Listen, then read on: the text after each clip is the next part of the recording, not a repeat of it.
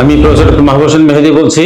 আজকে বিষয় হাতের কলেজ ফ্র্যাকচার, যেটা অত্যন্ত অত্যন্ত কমন এবং এটা আমরা যে কোনো বয়সে হতে পারে। কলেজ ফ্র্যাকচারটা যখন আমরা বলি আউট স্ট্রেচড হ্যান্ডে, এটা সাধারণত হয়ে থাকে।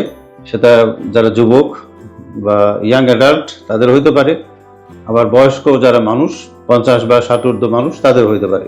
তবে বেশিরভাগ ক্ষেত্রে কিন্তু যারা বয়স্ক মানুষ তাদেরই কিন্তু এটা হয়, এবং যারা বয়স কম তাদের ডেফিনেটলি একটা ব্যথা পেয়ে এটা আউটস্টেড হ্যান্ডে হয়। আর যারা বয়স্ক মানুষ তাদের এটা অল্পতেই পড়ে যে হাতটা ভেঙে যায়, এবং হাঁটি ভেঙে গেলে তখন হ্যাঁ ডেফিনেটলি আমরা এখানেও দুইটা ধরনের চিকিৎসা সারা বিশ্বে বিদ্যমান। তার মধ্যে একটা হচ্ছে যে কনজারভেটিভ ট্রিটমেন্ট, আর একটা হচ্ছে অপারেটিভ ট্রিটমেন্ট। কনজারভেটিভ আমরা কি করি, আমরা এটাকে রিডাকশন করে একটা ইমোবিলাইজ করি একটা প্লাস্টার দিয়ে। আর যেটা আমরা দেখে যে অনেক বেশি ডিসপ্লেসমেন্ট আছে এবং সাথে সাথে যদি তার জয়েন্ট ইনভলভমেন্ট থাকে, সেই ক্ষেত্রে আমরা সার্জারি করি।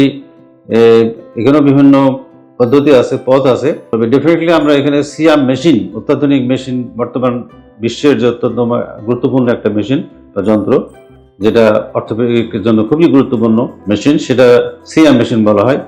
সেই মেশিন দিয়ে আমরা দেখে আমরা এটা অপারেশন করতে পারি, এবং সেক্ষেত্রে আমরা প্লেট স্ক্রু লাগিয়ে অপারেশন করতে পারি, এবং সেই ক্ষেত্রে আমাদের সফলতা শতভাগ। আপনাদেরকে ধন্যবাদ।